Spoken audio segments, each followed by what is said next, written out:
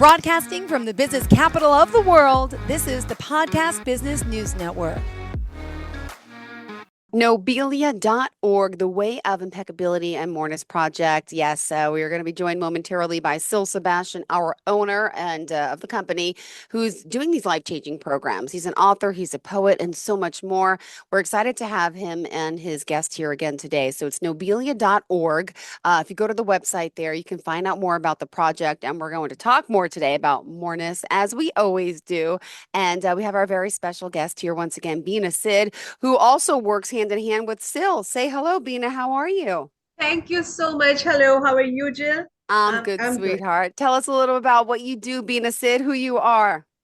Okay, so as you guys, I guess already know that, okay, I'm a co-facilitator with the Nobelia.org, and I'm working with him, and I'm part of all the program development and all these things. I'm privileged, I can say that I have this privilege to witness all the progress and everything. The program was already designed by Syl, the courses and the books, but some programs and some courses, I was part of it. I joined him as a post beta tester, and he just made a post, and I got out of nowhere, I said, okay, yes, I'm going to do that. It just started with that I had this kind of like a very fantastic wish I had. Mm-hmm. I read a book, Sophie's World. And when I was reading that, I was just wishing that, okay, oh my God, how this could happen. That someone just living in this remote forest area, and then someone just chose her and to be his student and started giving philosophy lessons. That was my wish. And I was so amazed by that book. I was not able to completely understand that, but I said, okay, this is the most brilliant thing that could ever happen. And it happens with me when I just respond to that post from Syl. He was not my Facebook friend at the time. I just saw the post and I said, I want to be in. And then he says, okay, yes, these are the procedure and all that. And our first Zoom meeting was 3 hours long, and I was struggling with the connectivity and understanding. But I said, I'm in. I had no idea what philosophy is because I was a system analyst. My whole education was as a system analyst I was working at. And then I was working at Arts Council Karachi as a production department. I was assisting male characters there for the stage drama, very famous one. Mm-hmm. And after that, I just joined him. So for me, the law of attraction, people call it law of assumption. It works like wonderfully, absolutely, because I was just hoping for Sophie's World story. It became mine. And I started actually reading philosophy and learning that. And that was the really transformative time for myself. I went through a lot of trauma in my professional career life because someone at the peak of my career, when I was having like all sort of opportunities from multinationals and everything, and my final project was stolen by my best friend. Very cliche story now, but it happened with me. At that age, I was very young, so it was like very traumatic. It was really the end of the world for me. But for 2 years, I was just trying to find another way to do things. And then universe was putting me in this path. And then I started relearning everything from the scratch once I joined Syl and his programs. And I did Way-Of-Impeccability with him. And then I started the Moreness-Culture. Now you can imagine that, okay, a woman sitting here in Pakistan and lost her career completely as a system analyst and then as a production department head also, and then have nothing, and then started relearning everything with the concept of philosophy and the new philosophy. That was the really changing and pivotal point in my life.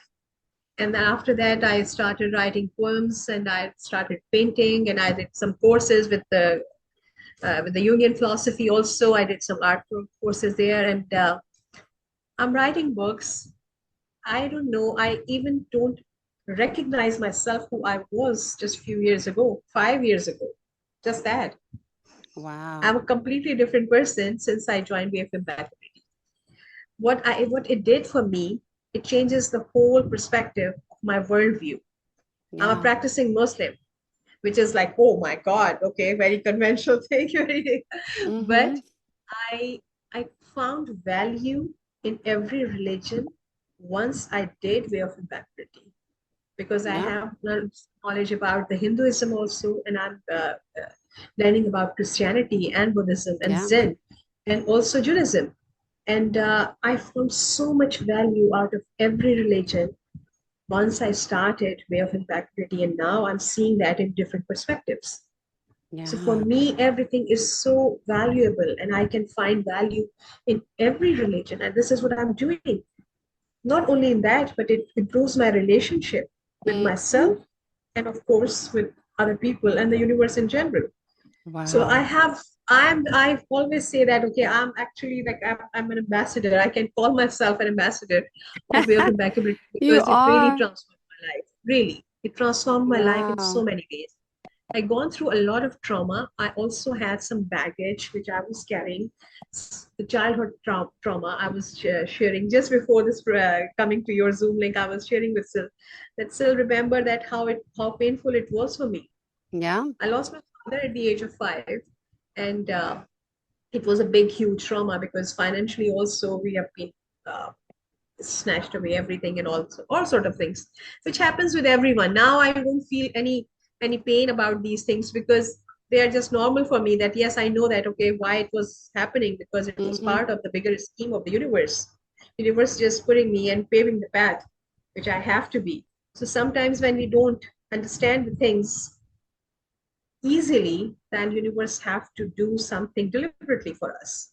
And this Wow. was happening in my case, and I was not understanding. I was a big fan of ambition. For me, ambition was a very good thing, to have ambition in your life, and I was super ambitious, Yeah. and I was doing it, following my life according to that, and it was going wonderful. I was getting all sort of offers and everything. But ambition is not a bad thing, but it is not complete. It can be counterproductive for yourself. So instead of ambition, I got a new concept of aspiration. And I realized that, okay, now what's the difference in it? The difference is that you can be aspire to do anything, having inner peace also, having no conflict with yourself. But Hmm. ambition is completely negating your inner self and inner peace, because you don't compromise on anything. You're like, okay, no, I cannot do anything else. So that's a difference between aspiration and ambition for me. And that was also another transformative point in my life, when I realized that, yes, I am giving up my ambitions, and I'm ready to indulge or get into aspirations. And now I am aspired to. And I'm doing so much more than what I was really ambitious about. Hmm. This was another transformation in my life. And also that, okay, when people talk about way of impeccability and moreness, it sounds like that it's a very intellectual thing. Hmm. Again, I must say that very clearly. It is not. It transforms life immediately. I have seen that, and I have experienced that with other participants. Like I shared with you in the previous podcast, that how it transformed life. A 60-year-old woman was Yeah. struggling with the innuendos of a guy, and she was saying, yes, We have yes, you were saying Syl something. coming in. I'm sorry. I'm just letting you know I'm letting him join in right now. Oh Hopefully he'll yes, oh be with us yes, shortly. Go ahead. Continue. yes, yes. So that woman was struggling with that, and when just after one session, one discussion, and she says that I did nothing, I just connect with myself, and that guy was completely different. Wow. Our whole interaction was different. Another participant was struggling with her relationship with her mother, 50 years. Hello, Sil. Hi, Hello. Syl. Welcome. Hello, How are hello, hello. you? Continue the story. Continue the story. No, no, no, I Important. was just sharing about the one of the participants, that she had a very, of course, it's common, but a very unpleasant relationship with her mother. All right. And Yes. that transformation, just in 2, 3 sessions, it was like, Yes. wow. And Yes. it is transforming life in every session. I can experience that, and I can share with you guys. So I was just filling in time when you Oh, were I not love here. it. I was I just love it. sharing my You're a personal trooper, story, that Beena. She's great. She's Yeah. great. Hi, She's a Syl. pro. She's a pro. Beena is such a pro. It's fantastic. And when we started doing the lives, the same thing happened. Yeah. Actually, it wasn't a live, it was with a participant. Beena was just kind of sitting in, and Okay. we were doing the sessions, with the participant. And something happened, and I said, "Well, Beena, you're just gonna have to do it." And Beena did, and it was fantastic. So, yeah, she just rose to the occasion. Yeah, it's very cool, very cool. Most cool, most cool. Actually, I do have something I want to share today. We may have a little bit less time, but we'll go as much as we can. We can maybe carry on next week. Sure. Yes. We've been talking about Moreness culture, and like any culture, Moreness is a culture. And any culture, the best way to get to know a culture is through its language. Yep. Yes. And the language of Moreness culture is the language of conceptionality. So it's not a language that has its own sound and you've got, names for chair and tree and whatever. It's different. No, this is about conceptions, and it can translate, of course, into any language. Conceptions like impeccability, like inappropriate application of goodness, etc. Right? I mean, there's a whole bunch of them. It's a language, but it's a language that's getting you to think differently. Yes, because you are focused on conceptions, and conceptions are something. They are connected to other things, unlike terms or definitions or words, which kind of more isolated, right? So conception is very much connected, and when you have them all, you get to see the bigger, greater whole. Yeah. And this language of conceptionality, of course, the particular conceptions are connected to Moreness and to way of impeccability and things like that, right? I mean, impeccability, of course, a conception, appropriateness, a conception.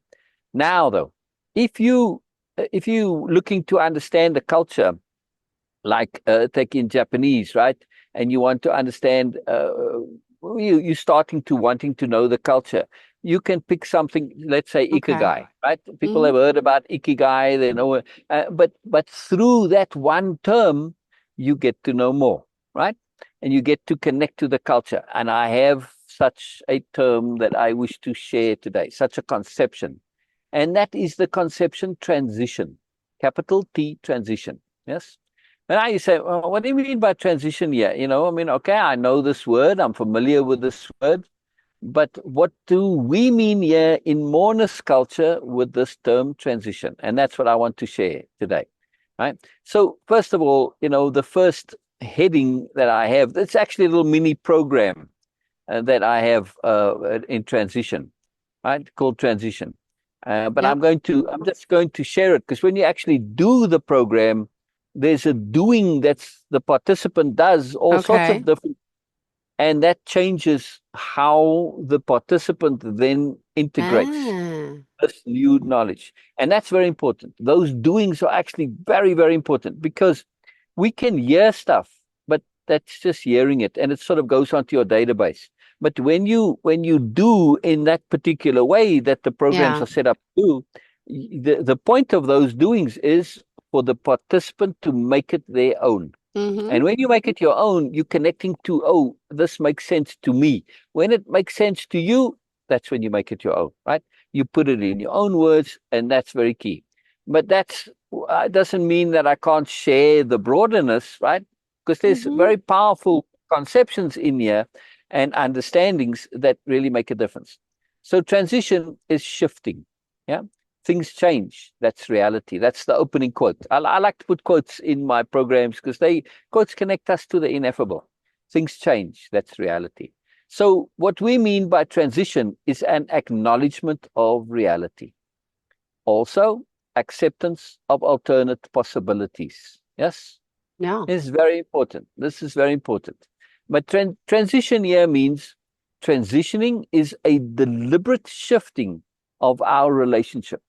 Yeah. Now, the relationship, this can be with things, with time, with our past, with others, with the situation, circumstances, doesn't matter, right? It is a deliberate shifting. That's very, very key. And that transition, the idea is what we are transitioning changes. Right? So when we are transitioning a relationship, we are going to change the nature of the relationship itself. Okay. And I'm going to speak specifically in the beginning about the transitioning when it comes to relationship. Now, This can apply to a relationship with a job or with a partner, right? So in a traditional relationship, but it could be a job relationship too, because that's also a relationship, right? And a transition, it implies a move or a movement over time, right? So it's like a season. Seasons are transitions, right? All seasons, there's in between the seasons, there are transitions, and each season is a transition between the seasons that come before and after, right? Okay. But when we understand transitions via seasons, we say, wow, that's a very nice, smooth transition. It's not like we have winter, winter, winter, and then all of a sudden one day it ends and boom, we've got summer, right? I mean, that would be quite disruptive.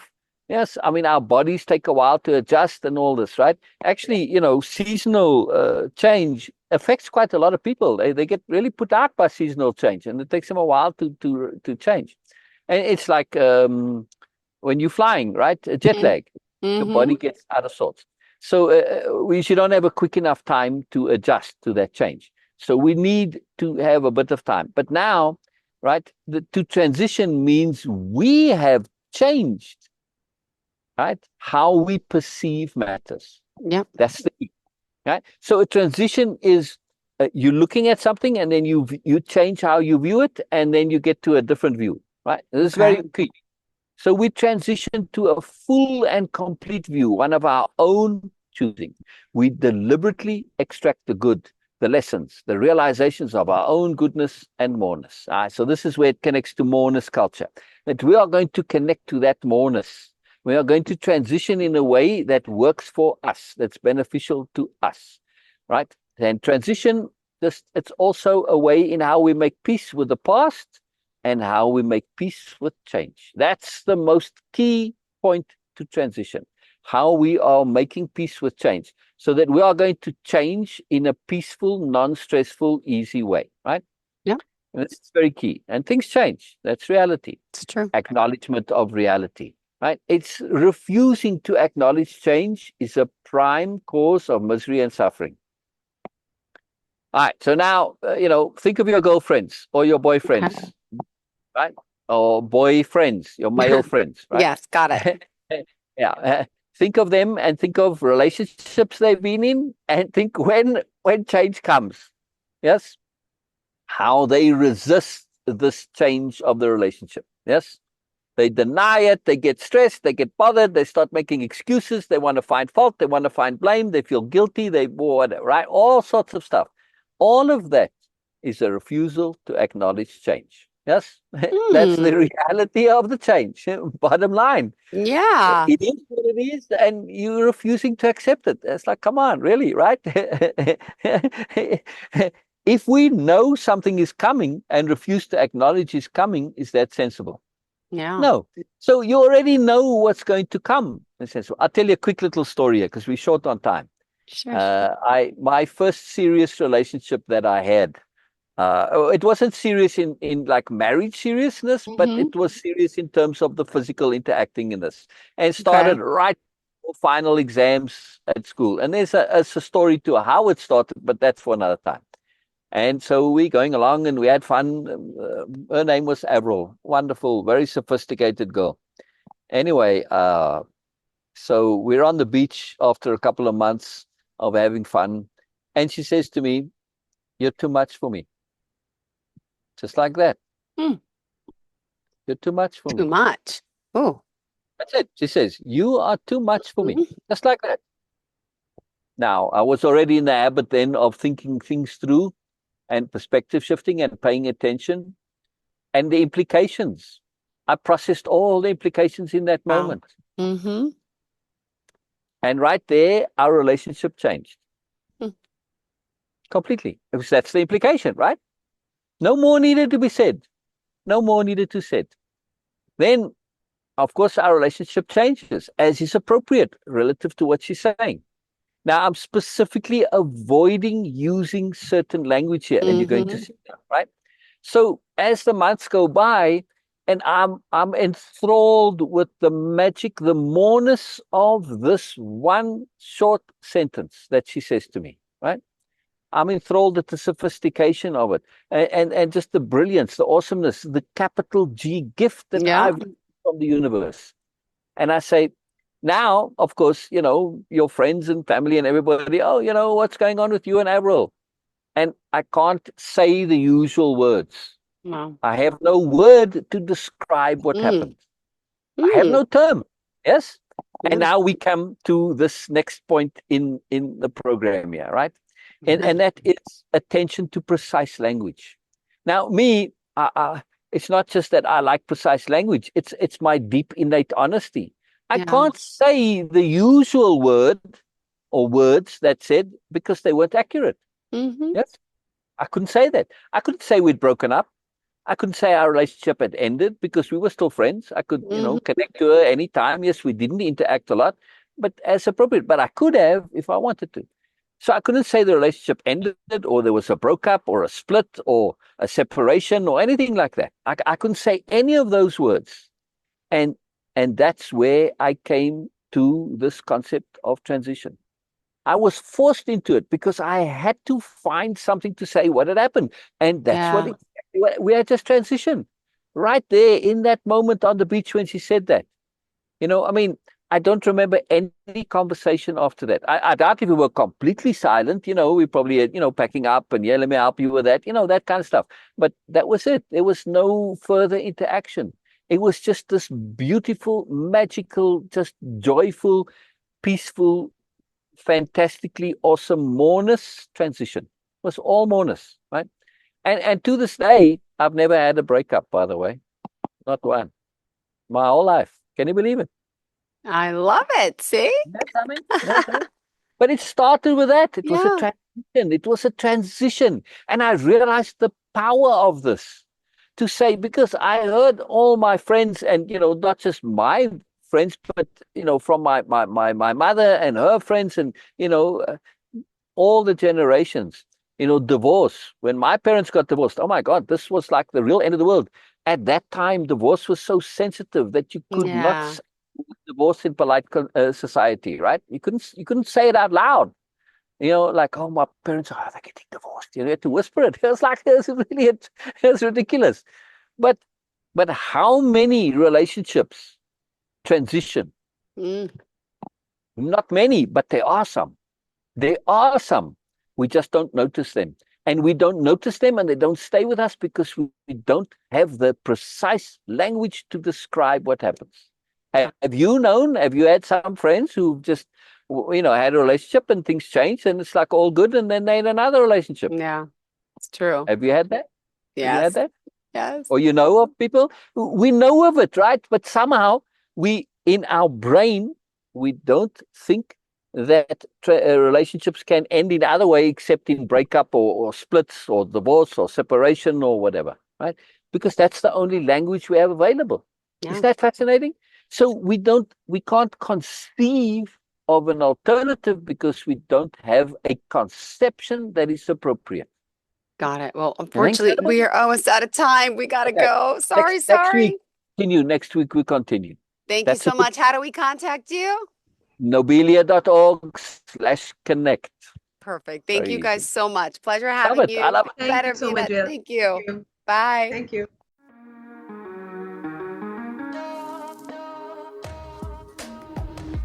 Broadcasting from the business capital of the world, this is the Podcast Business News Network.